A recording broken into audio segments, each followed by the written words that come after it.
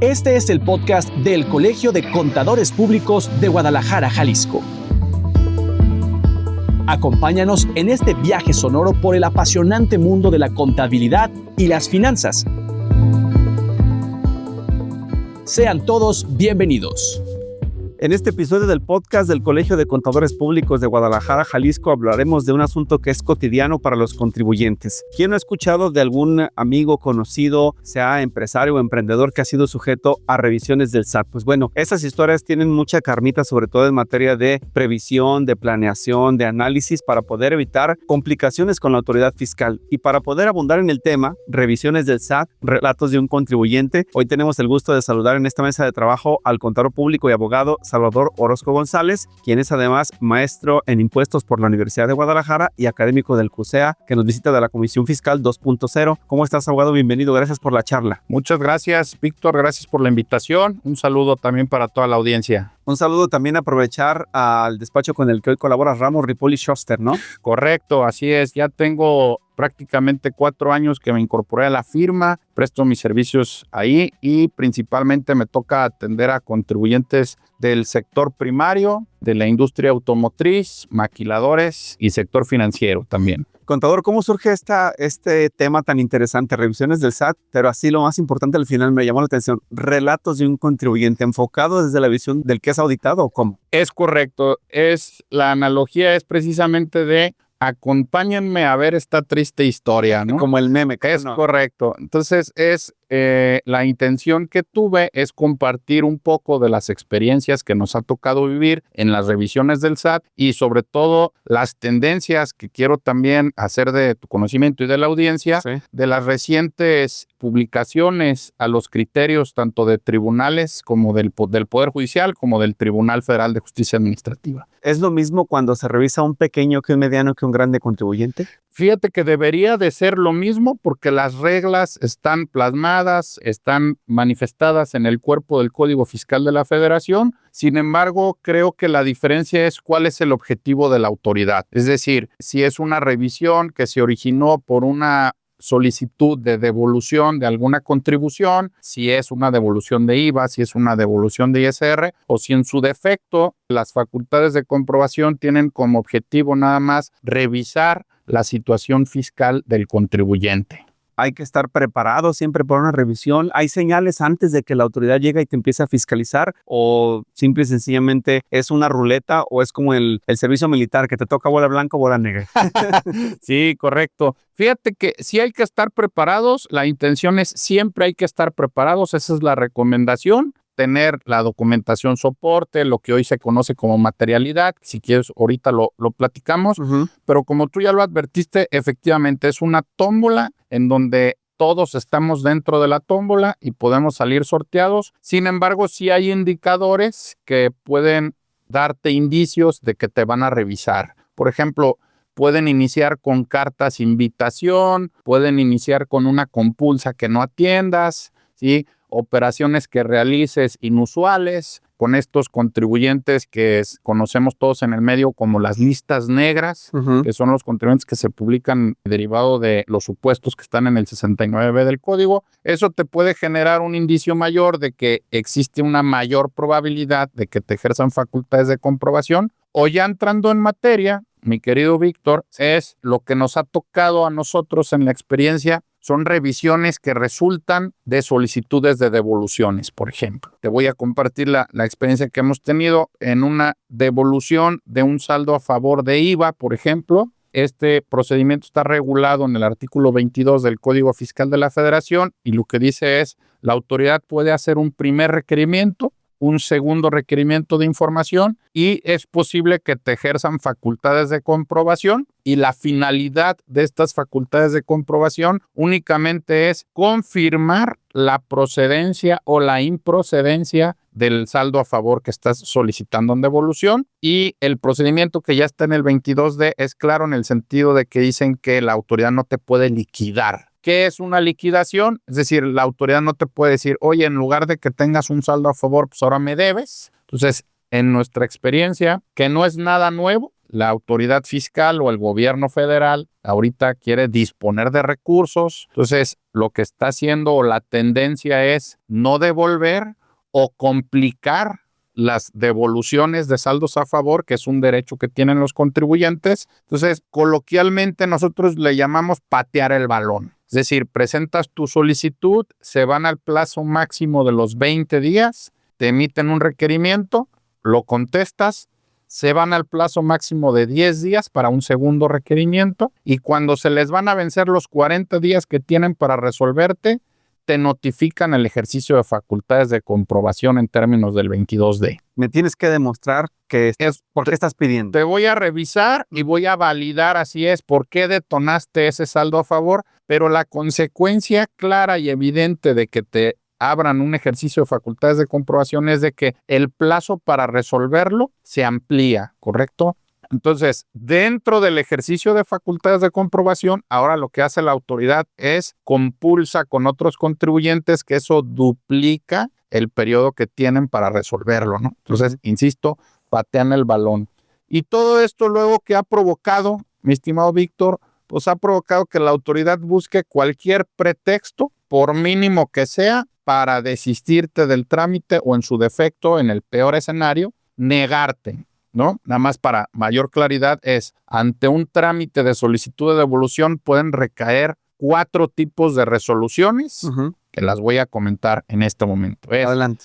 La autorización total del saldo a favor, que ahí se llama estrellita al contribuyente, tienes todo bien, me pediste 100, te autorizo los 100, ¿correcto? La segunda tipo de resolución que puede recaer al trámite de solicitud de devolución es autorización parcial. Me pediste 100, pues nada más te regreso 80, los 20 se entienden negados, que eso me voy a pronunciar ahorita, que te desistan.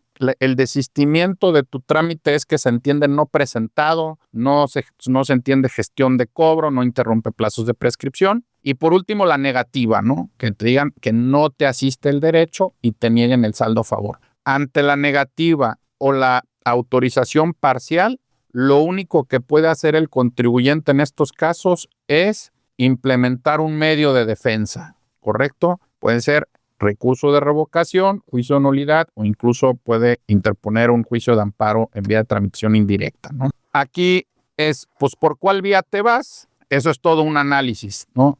Todo un análisis que tienes que hacer de la documentación y de la situación fiscal particular de cada contribuyente para poder confirmar cuál es la opción por la cual tú vas a acudir al medio de defensa. Y atendiendo a los criterios que han suscitado todas estas actuaciones, por ejemplo, en julio de este año se publicó una tesis que generó muchas inquietudes y muchos cuestionamientos de parte de los contribuyentes. ¿Y cuál es la tesis a la que me refiero? En el medio se le conoció como las tesis de las segundas oportunidades, ¿no? Incluso hubo sendos cursos por parte de los colegas que decían, ya no hay segundas oportunidades en solicitudes de devoluciones, ¿correcto? Yo les diría, pues depende, habría que verlos, porque lo que dijo ese criterio es que la autoridad te puede negar una devolución por cuestiones formales. ¿Y qué es una cuestión formal? ¿Sí? Por ejemplo, puede ser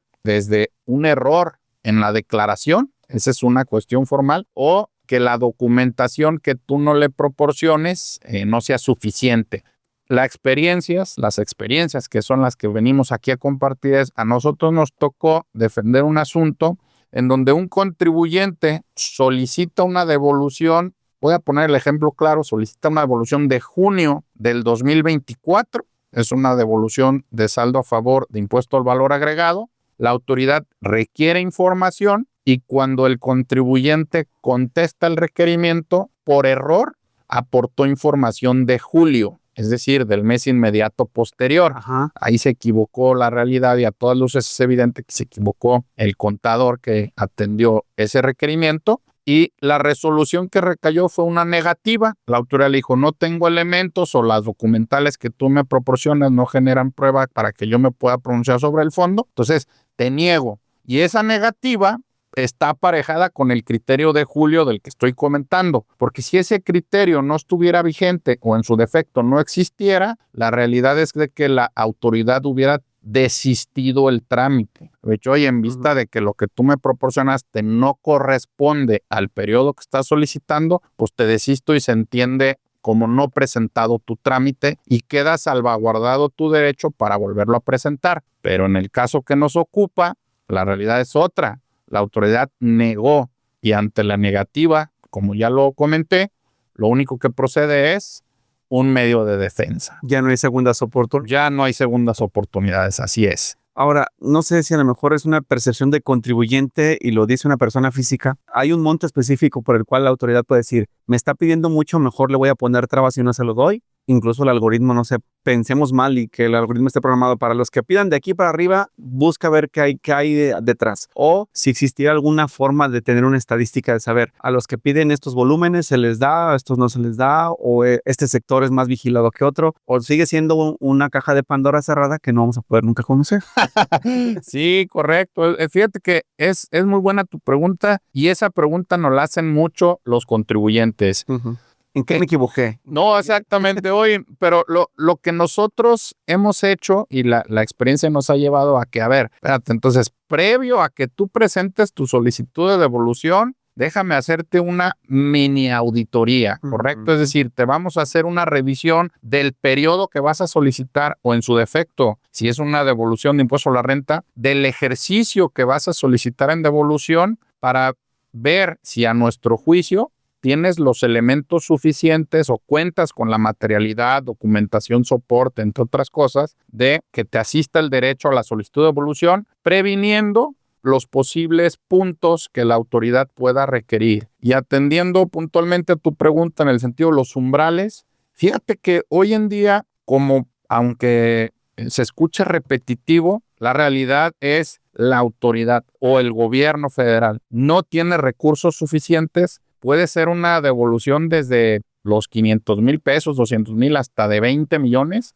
Y la verdad es que te va a poner las mismas trabas. Insisto, no es algo que nos haya dicho la autoridad de viva voz, pero de las actuaciones que hemos tenido y de las experiencias en estas cuestiones, podemos concluir sin temor a equivocarnos que la instrucción que tienen es no regresar cantidades que le asistan el derecho a los contribuyentes. Algo muy parecido a las bajas de los contribuyentes, ¿no? No te doy la baja hasta no revisar primero todo tu historial, aún así haya fallecido la persona que me estás pidiendo. Es correcto, y eso también es otro tema, al igual será materia de otro podcast, pero sí, en lo que tú estás comentando, mi estimado Víctor, que es muy interesante, es cuando tú presentas un aviso de cancelación ante el Registro Federal de Contribuyentes, ante el RFC, por fusión, te liquidaste porque te fusionaste o por la liquidación total del activo, la verdad es de que es un valle de lágrimas que la autoridad te acepte el aviso de cancelación, ¿no? Incluso recientemente se incorporó al anexo 1A de la resolución miscelánea fiscal una ficha de trámite, que te voy a hablar de memoria, creo que es la 316 de código,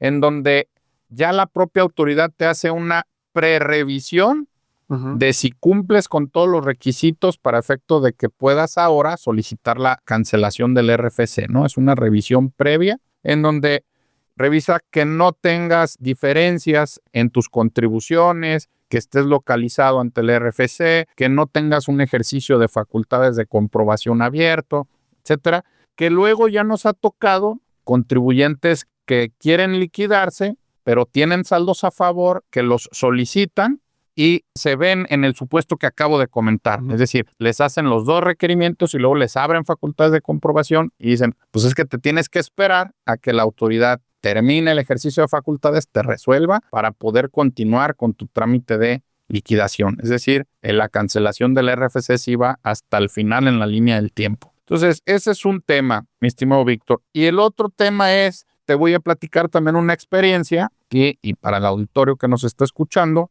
en devoluciones de saldos a favor de IVA. ¿Sí? El año pasado, es decir, me refiero al ejercicio fiscal comprendido del 1 de enero al 31 de diciembre de 2024, fue un año que, en mi opinión, yo nunca había visto un actuar de la autoridad como el que se vio en ese ejercicio, porque incluso personas físicas que únicamente obtenían ingresos por salarios de un solo patrón que calificaban para el programa de devolución automática de impuesto a la renta, no les regresaban los saldos a favor. Así es, sí. Entonces, ¿qué es lo que provoca eso, mi querido Víctor? Vamos a pensar en un caso especial. Un maestro, sí, que preste sus servicios ante la Secretaría de Educación Pública, que tuvo deducciones personales y le detonó un saldo a favor, voy a pensar de 5,000 pesos, ¿no? 4,000 pesos. Entonces, a lo mejor ese monto para ese contribuyente es representativo, la autoridad no le regresa, ¿sí? ¿Y qué es lo que pasa? Pues como ese contribuyente tiene desconocimiento de las cuestiones fiscales y no sabe cómo hacer el procedimiento de solicitud de devolución manual, o lo que conocemos como el formato electrónico de devolución, pues lo que pasa es que va a acudir ante un contador y muchas veces el contador le va a decir, oye, pues es que por ese monto, pues yo no te puedo asesorar, ¿no? O sea, ¿cuánto te voy a cobrar por recuperarte esa cantidad? Te va a salir más caro el servicio. Entonces, ¿qué sucede? La realidad es de que muchos de esos recursos se quedan a favor del gobierno federal, ¿no? Creo que insisto, esa es la tendencia. Cuando en otros ejercicios incluso pues salían ahí, lo anunciaban con bombo y platillo, en donde, oye, si presentas tu declaración, en 5 días tienes tu devolución automática y nada, ya no necesitas contador, nada más dale siguiente, enviar y vas a ver que te lo regresamos. Y sí, era una conducta que veíamos y además plausible para la autoridad y para el gobierno, pero hoy en día es todo lo contrario. Sí, la tendencia es, insisto, no regresen los saldos a favor. Nosotros tenemos un asunto pendiente de resolverse, donde son unos saldos a favor de impuesto a la renta en personas físicas que generamos nosotros. Es una persona física que enajenó un bien inmueble, detonamos el saldo a favor por un beneficio que está en la propia ley del impuesto a la renta, que son las tasas promedio, y la autoridad se las llevó así. Hizo un requerimiento estratosférico de información, ¿sí? Incluso información que no estaba relacionada con el trámite de devolución. Por ejemplo, ¿de qué tipo? Sí. Le pedían a este contribuyente, oye, necesito que me pases tu currículum, ¿sí? Necesito que me proporciones tu título certificado. Necesito que me proporciones cédula profesional. Oye, a lo mejor el contribuyente, no fue el caso, pero a lo mejor el contribuyente ni siquiera tuvo estudios y ya me estás pidiendo algo que si no te lo proporciono, me vas a negar el trámite de devolución. Vas a decir, oye, en vista de que no me proporcionaste esta información, y eso es lo peligroso, te pueden negar. ¿Pero es legal eso? Esa es una buena pregunta y la realidad es que no es legal, ¿no? Como ya lo advertí, esas documentales no inciden en absoluto en la determinación del saldo a favor, por lo tanto no tendrías por qué solicitármelas, pero es una conducta que ha tenido la autoridad, pues ahora sí que del ejercicio pasado para acá, ¿no? De la administración actual. En trámites de devolución de saldos a favor de IVA también te dicen, oye, es que necesito que me pases la licencia de construcción. ¿Qué pasa ahí, mi querido Víctor? Si no la proporcionas o si no está a nombre del contribuyente, que muchas veces eso pasa porque el inmueble es propiedad de otro contribuyente, te niegan la devolución. Entonces tienes que ir a defenderte. La buena noticia, que la voy a poner entre comillas, es que al menos el Tribunal Federal de Justicia Administrativa, que no depende del Poder Judicial, pues todavía tiende a realizar sus sentencias o a dictar sus sentencias ajustadas a derecho y sí condenan a la autoridad a que te devuelva si es que te asiste el derecho y presentaste bien tu demanda con las pruebas suficientes y luego ofreciste una pericial contable que valide que la determinación del saldo a favor es correcta, ¿sí? Se agota el procedimiento, fallan a tu favor, pero recientemente también la titular del Ejecutivo Federal en turno pues propuso a 30 magistrados del Tribunal Federal de Justicia Administrativa que van a entrar a funciones. Y pues, ¿qué te dice eso, mi querido Víctor? Que en lo sucesivo, pues van a ser magistrados, si me permiten la expresión, de la 4T y van a empezar a tener fallos, pues, en perjuicio del fisco, ¿no? O van a sentir este compromiso con la administración en turno y van a decir, entonces se va a volver más complicado defender temas de materialidad, sobre todo, ¿sí? La famosa presunción de operaciones inexistentes o simuladas, la presunción de ingresos, ¿sí? La omisión de deducciones, etc. Y entrando en ese tema también, querido Víctor, creo que es de suma relevancia traer a la mesa a la Procuraduría de la Defensa del Contribuyente, que es la PRODECON. Nosotros hemos tenido bastantes experiencias satisfactorias con la PRODECON que resultan de ejercicios de facultades de comprobación. Voy a compartir otra experiencia. Nosotros asistimos a un contribuyente que es del sector maquilador, ¿sí? Del norte del país, una maquiladora muy importante, en donde la autoridad le notifica el ejercicio de facultades de comprobación por el año 2018 y motivó su actuación en el sentido que dijo, oye, pues es que fíjate que llegó el sindicato que tú tienes a decirme que la base sobre la que determinaste la renta gravable de PTU del 2018 no está bien determinada, entonces vengo a revisar. Es decir, pareciera que un trabajador fue y se quejó con el sindicato y el sindicato le da vista a la autoridad fiscal y la autoridad fiscal viene y ejerce una visita domiciliaria. Bueno, pues para no hacer extensa la plática, el resultado de esa visita domiciliaria, mi querido Víctor, fue que la autoridad observó cosas que voy a tachar de absurdas. Por ejemplo, rechazó la deducción de toda la nómina, ¿sí? Que es uno de los gastos más fuertes de ese contribuyente. Dijo, ¿sabes qué? Todos los gastos por sueldos y salarios son no deducibles porque no son estrictamente indispensables para llevar a cabo tu actividad. Y la autoridad lo sustentaba en una tesis emitida por el Poder Judicial en donde dicen que la estricta indispensabilidad atiende a gastos que están relacionados con tu objeto social, ¿sí? Y que de no hacerlo se vería comprometida la operación de la empresa. Entonces la autoridad dijo, pues yo tuve a la vista tu acta constitutiva y en tu objeto social no viene el pago de nómina. Entonces, en consecuencia, es un gasto que no está estrictamente relacionado con tu actividad y no cumple el requisito de estricta indispensabilidad. ¿Por qué lo tacho de absurdo? Porque si nosotros revisáramos el objeto social de todas las personas morales que existen, yo creo y me atrevo a decir que ninguna tiene dentro de su objeto social el pago de nómina, ¿sí? Incluso ni las que en su momento se dedicaban a prestar servicios, estas famosas outsourcing, que eran prestadoras de servicios de personal, lo único que decían es, oye, pues yo me dedico a prestar servicios de mano de obra especializada en tal giro, o yo presto servicios profesionales, servicios administrativos, etcétera, pero no decían, dentro de mi objeto social también está el pago de nóminas, ¿no?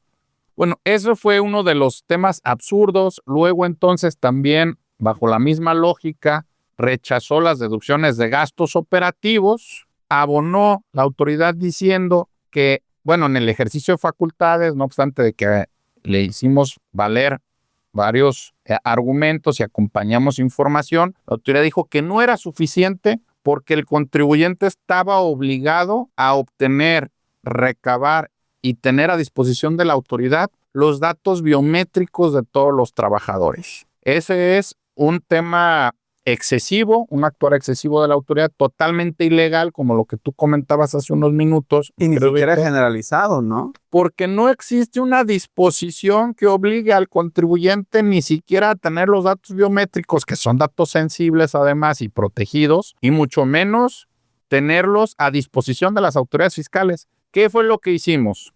Nos llega el oficio de observaciones, ¿sí? Bueno, lo que en visita domiciliaria le llaman el acta final. Nos fuimos a la solicitud de un acuerdo conclusivo ante la PRODECON y la realidad es que solamente ahí, mi querido Víctor, a través del proceso de acuerdo conclusivo, pudimos lograr que la autoridad reconociera esas partidas, ¿sí? Que incluso fue un consenso total, ¿correcto? Que igual en acuerdo conclusivo puede ser un consenso total, un consenso parcial o no hubo acuerdo. En este caso fue un consenso total. Es decir, la autoridad reconoció y validó las partidas, por lo tanto no hubo crédito fiscal. Te puedo decir que me atrevo a anunciar de que es de los pocos casos de éxito donde se alcanza un consenso total, ¿no? Porque la verdad es muy difícil convencer a la autoridad ahí, ¿no? Y más, insisto, en estas administraciones. Muy bien, pues vamos a hacer una primera pausa, abogado Salvador Orozco González. Regresamos pues prácticamente para despedir y que nos des algunas recomendaciones, sobre todo a los contribuyentes, de cómo enfrentar también, pues yo no podría decir, a lo mejor me voy a equivocar en el término, con interés, pero sobre todo más con paciencia y cabeza fría, este tipo de observaciones y revisiones del SAT para, pues tampoco nada más agachar la cabeza, sino defendernos conforme al derecho corresponde, ¿no? Totalmente, de acuerdo. Vamos a una pausa, regresamos enseguida.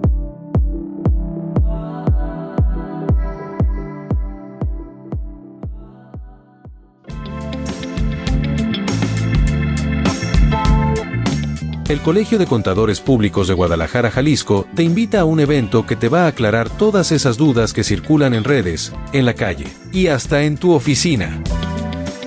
Acompáñanos en el curso Mitos y Realidades en el Uso del Efectivo, el lunes 12 de enero de 2026, de las 16 a las 19 horas en las instalaciones del Colegio de Contadores Públicos de Guadalajara, Jalisco, o desde la comodidad de tu casa vía Zoom.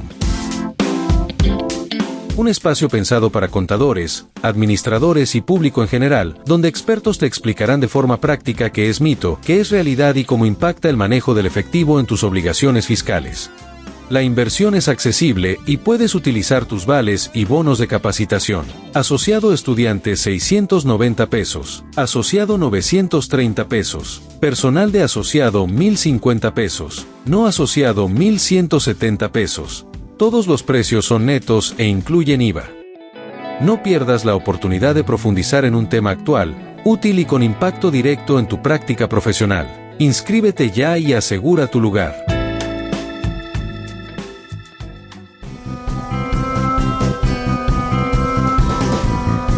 Colega contador, estudiante o empresario.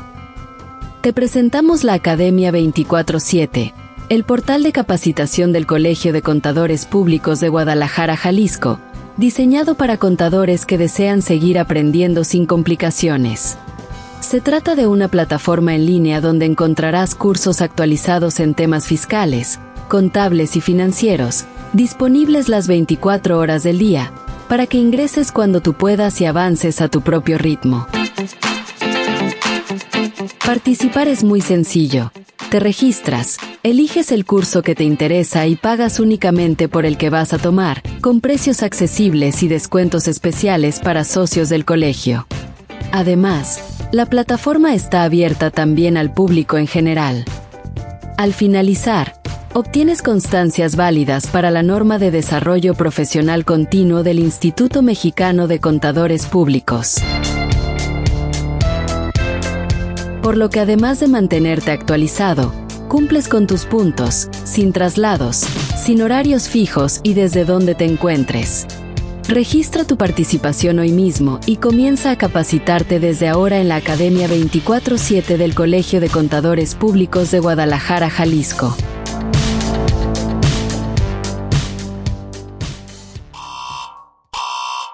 Atención. El Colegio de Contadores Públicos de Guadalajara, Jalisco, te invita a la 42ª Convención Regional Centro Occidente, Guadalajara 2026, que se llevará a cabo los días 28, 29 y 30 de mayo de 2026 en el Hotel Presidente Intercontinental. 3 días de conferencias, aprendizaje y networking con grandes figuras nacionales.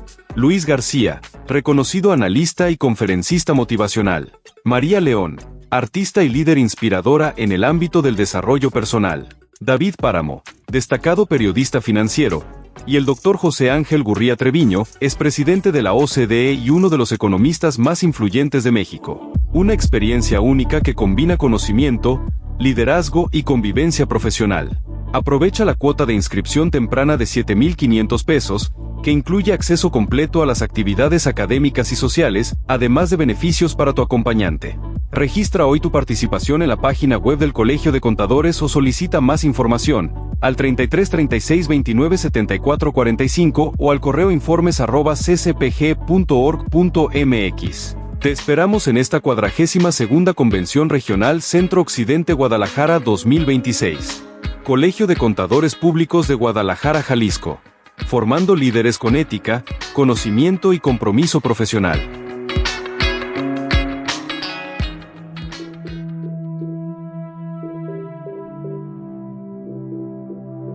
Ya de vuelta en este podcast del Colegio de Contadores Públicos de Guadalajara, Jalisco, hablando con el contador público y abogado Salvador Orozco González, quien es maestro en impuestos por la Universidad de Guadalajara y académico del CUSEA. Decirle también que él ha participado en la publicación de artículos en temas fiscales y es coautor de La Ley del ISR comentada y correlacionada, de la editorial Thomson y Reuters, y de GPS Fiscal de Tyrant y LeBlanc. Textos que pues están ahí de referencia, ¿no, abogado? Para quien los guste consultar. Es correcto. Haciendo el comercial, pues cómprenlos. No están disponibles, por cierto. Hoy acaba de pasar la FIL. Acaba de pasar. De hecho, sí, ahí está la FIL, pero en la página web de ambas editoriales, de Tyrant LeBlanc y de Thomson Reuters, ahí pueden consultar las obras y se las hacen llegar a sus domicilios si es que desean adquirir la versión impresa, o también está la versión digital, ¿no? Ya es que hoy en día el ebook le llaman. Disponible y que se puede además compartir por medios electrónicos. Es correcto. Pues ya para entrar a la recta final de esta segunda parte del podcast, hemos escuchado los relatos que suenan muy interesantes de cómo en estos diferentes supuestos hubo algunas observaciones de la autoridad, las aclaraciones de parte del contribuyente y bueno, vemos las dos partes, ¿no? El caso positivo cuando te dan la razón o cuando te la niegan y hay que seguir luchando a contracorriente. Recomendaciones finales, maestro, para el contribuyente y poder enfrentar justo estas revisiones de la autoridad fiscal. Es correcto, mi querido Víctor. Pues mira, la recomendación va a ser siempre tener la documentación en regla, ¿sí? En la medida de lo posible, soportar documentalmente todas sus operaciones, y la recomendación para todos los contribuyentes que se ubiquen en supuestos de ejercicios de facultades de comprobación es utilicen los servicios de la Prodecon. La verdad es de que hacen una excelente labor. Las mesas de trabajo son herramientas indispensables, en mi opinión, para los contribuyentes, y pues antes de que nos encontremos con la lamentable noticia de que quieren desaparecer a esa institución, que para mí sería un error gravísimo, y las cualidades que yo he visto del acuerdo conclusivo, mi querido Víctor y toda la audiencia, es que es una oportunidad que tú tienes incluso de romper el principio de la litis abierta de esta tesis que publicó en su momento el exministro Pérez Dayán, en donde puedes ahí aportar documentación adicional que no aportaste en sede administrativa durante el proceso de fiscalización y hacerla valer en mesas de trabajo, proporcionarla a la autoridad y decirle, mira, aquí está este nuevo papel de trabajo o aquí está esta nueva póliza contable que no viste, ¿no? Y digo, no la vio pues porque no te la pidió y no la proporcionaste, pero esa es una oportunidad para hacerlo y adminicular las documentales. Y para concluir, fíjate que comento que es relevante también una tesis que se publicó en el Semanario Judicial, es una tesis del Poder Judicial, en el Semanario Judicial de la Federación, el del mes pasado, en donde dicen que las fotografías ya deben de estar certificadas para efecto de que validen que la foto es real. Pero ¿no? ¿Certificadas por quién? No entendí. Ese es un temazo, mira, creo que diste en el clavo. Lo que dice la tesis es de que las fotografías deben de estar certificadas en términos del Código de Procedimientos Civiles, del Código Federal de Procedimientos Civiles, y no hay un procedimiento como tal que te digan, oye, tienes que ir con el notario, con el corredor, o con que la foto sea electrónica, etcétera. Entonces creo que eso genera muchas inquietudes, pero a lo que apunta es eso, ¿no? Son los criterios que vienen. Quiero advertir que esa fue una tesis de tribunales colegiados de circuito, es del segundo circuito, técnicamente no nos aplica aquí en Jalisco, nosotros pertenecemos a otro circuito, pero lo que es evidente es que la autoridad ya tiene un criterio orientador que puede hacer valer tanto en ejercicio de facultades como en sede contenciosa o jurisdiccional, y pues no te dicen cómo vas a hacer esa certificación. Ese es el tema a resolver. Entonces, incluso voy a pensar en voz alta, pudiera ser una fotografía que yo tomé en mi celular, que el celular ya me dice el lugar donde la tomé, la fecha en la que la tomé, ¿correcto? Y ahora, pues, el bien mueble o inmueble que se refleja en la fotografía, pues creo que pudiera generar indicios, pero insisto, eso no está resuelto. Y de rescatar también ya había una tesis en ese sentido del Tribunal Federal de Justicia Administrativa, pero la tesis iba en sentido inverso, donde la autoridad hizo valer fotografías en donde las firmó el funcionario, dijo que había tenido las originales a la vista, etcétera, y se las validaron en sede jurisdiccional. El tribunal dijo que sí podían ofrecer ese tipo de pruebas. Ahora, acá para el contribuyente, lo que dicen es, si vas a ofrecer una foto, pues entonces que esa foto esté certificada para que genere prueba plena. Lo que yo he visto en la teoría de la prueba, mi querido Víctor, para cerrar el tema, es en la medida en que todas las documentales que se aporten como medios de convicción estén adminiculados entre sí, eso te ayuda, ¿sí?, a darle fuerza a los argumentos o darle fuerza a las propias pruebas. Creo que si no está certificada, la única consecuencia es que carecería de valor probatorio, pero insisto, en la medida en la que puedas tú adminicularla con otras pruebas, pudiera generar convicción. Ahora, ¿en qué supuestos se utilizan fotografías? En un montón de supuestos, fíjate, por ejemplo, sobre todo en bienes muebles, en activos fijos, donde dicen, oye, pues a ver, demuéstrame que compraste las 100 computadoras. Ah, mira, pues aquí están mis registros contables, aquí está el CFDI, los registros contables son visibles en la parte de los activos fijos o activos no circulantes, aquí están los montos que coinciden con los señalados en el propio CFDI, y mira, aquí te van las fotografías de las computadoras en donde es visible el número de serie de cada uno de los equipos. ¿Y dónde las tengo instaladas? Y dónde las tengo instaladas, sobre todo. Entonces, ahora es, pues si esas fotos no están certificadas, no te creo que adquiriste esos bienes muebles, ¿no? Esos equipos de cómputo. Entonces, es todo un tema a resolver, pero insisto, aquí ya hablamos de asientos contables, el propio CFDI. Incluso si tienes un documento de entrega-recepción de los equipos, lo puedes adminicular también con la adquisición de las licencias del Office o de otros softwares que tú utilices, los servicios de instalación de los equipos de cómputo. Creo que puedes generar convicción de que sí los adquiriste. Cuando quieren también demostrar, por ejemplo, alguna depreciación de activos, ¿funciona? Sí, totalmente, porque luego ya entonces exactamente es la deducción. Corre en dos carriles, para efectos de la deducción en temas de impuesto a la renta y para efectos del acreditamiento del IVA en materia de dicha contribución. En palabras llanas, lo importante sería no asustarse, ¿no? Te llega la carta de invitación, pero no hay que entrar en pánico. No hay que entrar en pánico, sí hay que atenderla, porque muchas veces yo he escuchado en el medio de que, es una invitación, no le hagas caso. No te preocupes, pero sí ocúpate, sí atiéndela. Y para cerrar la charla, mi querido Víctor, si me lo permites, me quedan claros los criterios actuales y sobre todo lo que han dicho en el medio, que hoy y a estas alturas, en diciembre, todo el mundo está hablando de reformas fiscales. Yo ya no acudo a esas pláticas porque luego, fíjate que los colegas lo que tienden a hacer es asustar al contribuyente. ¿Con los futurismos o qué? Ya le dieron más dientes al SAT, ya tienen más herramientas, ya te van a fiscalizar más, etcétera, y generan pavor, cuando creo que el mensaje debería ser otro. Me quedan claras las disposiciones que pueden ser excesivas, pero una disposición excesiva atiende a erradicar una conducta excesiva de los contribuyentes. Y creo que los contribuyentes sí han abusado, esa es la realidad, de esquemas agresivos, de esquemas simulados, de facturas, vamos a decirlo por su nombre, de la compra de facturas. Entonces, creo que ese es el mensaje, mi querido Víctor. Es decir, ¿quieren que se acabe la compra de facturas? Pues no compren. No compren facturas. ¿Sí? ¿Quieren que se acaben disposiciones tales como el 69B, estos criterios que tienden a provocar que el contribuyente pierda su derecho a que le devuelvan sus saldos a favor? Pues no compren facturas, ¿no? Entonces, realicen las cosas. Oye, pues es que a nadie nos gusta pagar.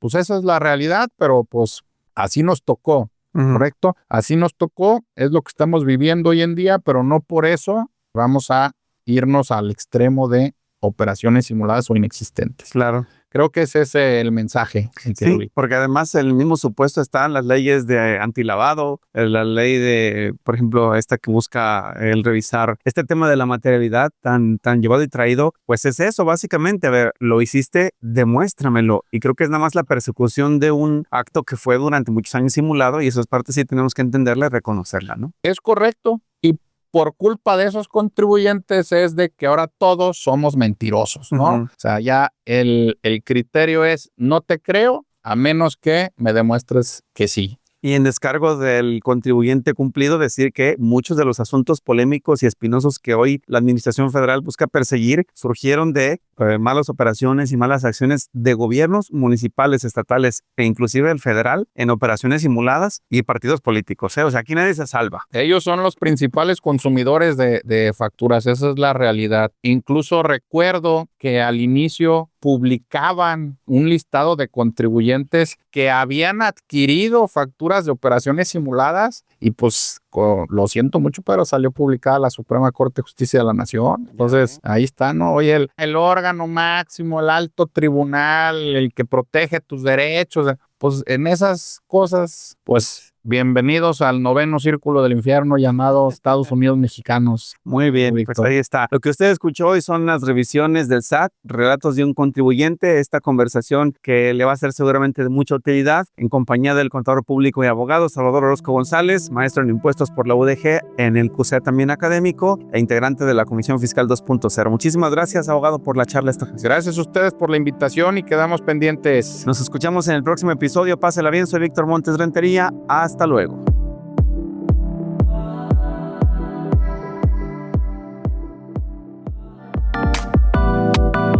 Gracias por escuchar este podcast del Colegio de Contadores Públicos de Guadalajara, Jalisco. Te esperamos en el siguiente episodio. Hasta la próxima.